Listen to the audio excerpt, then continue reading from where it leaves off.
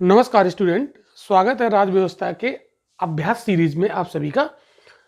तो हम लोग यहाँ पर बात करेंगे आज के अभ्यास सेट में बहुत ही इंपॉर्टेंट क्वेश्चन पर।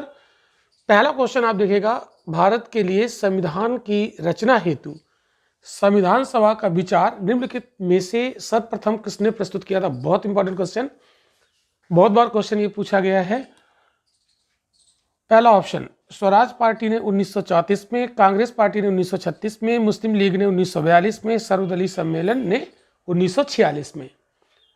तो स्टूडेंट्स वीडियो को पॉज कीजिए और इसका आंसर दीजिए, कमेंट बॉक्स में कमेंट कीजिए। चलिए इसका मैं आंसर बताता हूं। स्वराज पार्टी ने 1934 में। तो सबसे पहले संविधान की रचना के लिए संविधान सभा का जो विचार दिया था वो स्वराज पार्टी ने 1934 में दिया था, इसलिए आंसर होगा ए। अब हम लोग स्टूडेंट बढ़ते हैं अगले क्वेश्चन की तरफ। कथन और कारण। तो कथन लिखा हुआ है, वेवल योजना के अनुसार कार्यकारी परिषद में हिंदू और मुस्लिम सदस्यों की संख्या समान होती थी। और कारण लिखा हुआ है, वेवल का विचार था कि ऐसी व्यवस्था से भारत का बंटवारा बच जाता। तो कथन तो यहाँ पर सही लिखा हुआ है। अगर आपने वेवल प्लान को सही से नहीं पढ़ा है तो आप इसे पढ़िए। तो इसका जो प्रोविजन था वेवल प्लान का, उसमें कार्यकारी परिषद में हिंदू और मुस्लिम सदस्यों की संख्या समान होने की बात कही गई थी, लेकिन वेवल का विचार था कि ऐसी व्यवस्था से भारत का बंटवारा बच जाता। तो अंग्रेजों को भारत का बंटवारा बचाने में कोई इंटरेस्ट नहीं था, इसलिए कारण गलत है और कथन सही है। तो आंसर क्या होगा? सी। कथन सही है पर कारण इसका गलत है। तो बहुत ही अच्छा क्वेश्चन था, थोड़ा सा कॉन्सेप्चुअल था। चलिए बढ़ते हैं हम लोग क्वेश्चन नंबर 3 की तरफ। भारतीय संविधान को बनाने के लिए संविधान सभा के कुल कितने अधिवेशन हुए? फैक्चुअल क्वेश्चन है लेकिन इंपॉर्टेंट है, इसलिए हमने इसको यहां पर रखा है। तो चलिए आप लोग जल्दी से इसका आंसर बताइए, कमेंट बॉक्स में इसका आंसर कीजिए। तो ए 7, बी 9, सी 12 और डी 15। तो याद रखिएगा, संविधान को बनाने के लिए संविधान सभा के कुल 12 अधिवेशन हुए थे। आंसर इसका सी होगा। अच्छा क्वेश्चन है, फैक्चुअल है। चलिए बढ़ते हैं इसी क्रम में हम लोग चौथे क्वेश्चन की तरफ। संविधान सभा में वयस्क मताधिकार को 15 वर्ष के लिए स्थगित करने की बात किसने कही थी? तो ध्यान से पढ़िएगा क्वेश्चन को और इसका आंसर करने का प्रयास कीजिएगा। कमेंट बॉक्स में इसका आंसर दीजिए। Doctor Rajendra Prasad, Jawaharlal Nehru, Maulana Azad, doctor Bhimrao Ambedkar. Question को समझिए। संविधान सभा में वयस्क मताधिकार को 15 वर्ष के लिए स्थगित करने की बात कही थी मौलाना आजाद साहब ने। आंसर होगा इसका सी। अब हम बढ़ते हैं इसी क्रम में क्वेश्चन नंबर 5 की तरफ। यह क्वेश्चन बहुत ज्यादा इंपॉर्टेंट है। 1935 के अधिनियम द्वारा स्थापित संघ में अवशिष्ट शक्तियां किसको दी गई थी? रेजिडुअल पावर किसको दी गई थी 1935 के गवर्नमेंट ऑफ इंडिया एक्ट में? ऑप्शन है संघीय विधान पालिका को, प्रांतीय विधानमंडल को, गवर्नर जनरल को और प्रांतीय गवर्नरों को।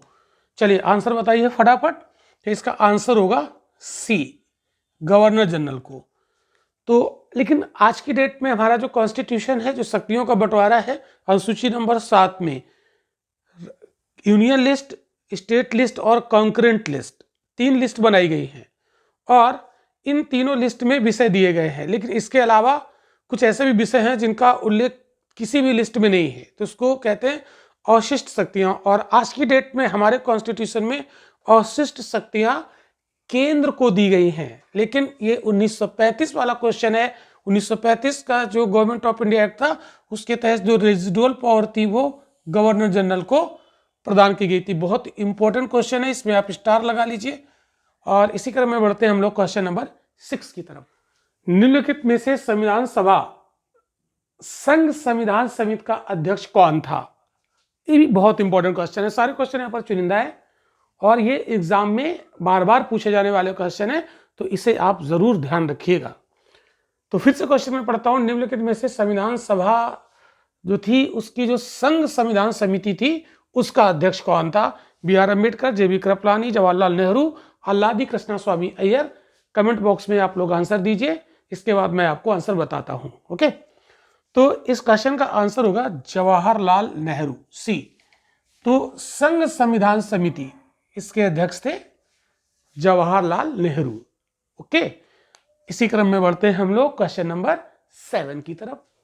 1935 के अधिनियम के तहत कराए गए 1935 के अधिनियम के तहत कराए गए विधानसभा चुनावों में किस राज्य में कांग्रेस ने पूर्ण बहुमत प्राप्त नहीं किया? काफी अच्छा क्वेश्चन है, ये हिस्ट्री का भी क्वेश्चन है। तो मद्रास, बिहार, उड़ीसा, बंगाल। आंसर कीजिए आप लोग कमेंट बॉक्स में। आंसर वैसे इसका होगा डी, बंगाल। और एक पंजाब भी ऐसा था जहां पर कांग्रेस को प्रांतीय जो चुनाव हुए थे 1935 के अधिनियम के बाद 1937 में, तो वहाँ बंगाल और पंजाब, यहाँ 2 जगह से बहुमत नहीं मिला था। ओके, तो अच्छा क्वेश्चन था ये, कई बार पूछा भी गया एग्जाम में। चलिए बढ़ते हैं क्वेश्चन नंबर 8 की तरफ। संविधान के सम्मुख संविधान की प्रस्तावना का प्रस्ताव किसने रखा? यहाँ पर थोड़ा सा क्वेश्चन में छूट गया है, संविधान सभा होगा। ठीक है, तो अब क्वेश्चन पढ़िए। संविधान सभा के सम्मुख संविधान की प्रस्तावना का यानी प्रियम्बल का प्रस्ताव किसने रखा? Jawaharlal Nehru, B R. Ambedkar, BN. Rao, Mahatma Gandhi. Most important question, इसको आप स्टार लगा सकते हो, डबल स्टार लगा सकते हो, बहुत इंपॉर्टेंट क्वेश्चन है। आंसर बताइए फटाफट, कमेंट बॉक्स में आंसर कीजिए जी। चलिए, इसका आंसर होगा जवाहरलाल नेहरू। चूंकि जो प्रस्तावना प्रस्तुत किया था, जो उद्देश्य प्रस्ताव था एक्चुअल में, जो जवाहरलाल नेहरू ने प्रस्तुत किया था संविधान सभा में, वही आगे चलकर क्या बन गया? प्रियम्बल यानी प्रस्तावना। तो इसलिए आंसर इसका क्या हो जाएगा? जवाहरलाल नेहरू। चलिए बढ़ते हैं हम लोग क्वेश्चन नंबर 9 की तरफ। भारत के संविधान में केंद्र और राज्यों के बीच किया गया शक्तियों का विभाजन इनमें से किसमें उल्लिखित योजना पर आधारित है? क्वेश्चन ये कह रहा है, आज हमारा जो भारतीय संविधान है, भारतीय संविधान की अनुसूची नंबर 7, जिसमें केंद्र और राज्यों के बीच शक्तियों के विभाजन का वर्णन है।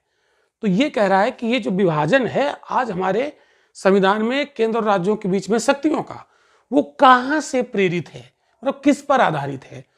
तो मॉर्ले-विंटो सुधार 1909, मॉन्टेग्यू चेम्सफोर्ड अधिनियम 1919, भारत सरकार अधिनियम 1935, भारतीय स्वतंत्रता अधिनियम 1947। चलिए आप लोग आंसर कीजिए, मैं वेट कर रहा हूं आपका, फटाफट आंसर कीजिए। Okay, good. चलिए इसका आंसर मैं बताता हूं, भारत सरकार अधिनियम 1935 यहां इस पर आधारित है आज के संविधान में जो शक्तियों का बंटवारा है। काफी अच्छा क्वेश्चन था, आप इसे डबल स्टार दे सकते हैं, काफी इंपॉर्टेंट है। और चलिए हम लोग बढ़ते हैं आज के इस अभ्यास में 10वें क्वेश्चन की तरफ। निम्नलिखित में से किसने सुझाव दिया था कि भारत की स्वतंत्रता के बाद भारतीय राष्ट्रीय कांग्रेस को एक राजनीतिक दल के रूप में भंग कर दिया जाना चाहिए? बहुत अच्छा क्वेश्चन, बहुत ही इंपॉर्टेंट क्वेश्चन है।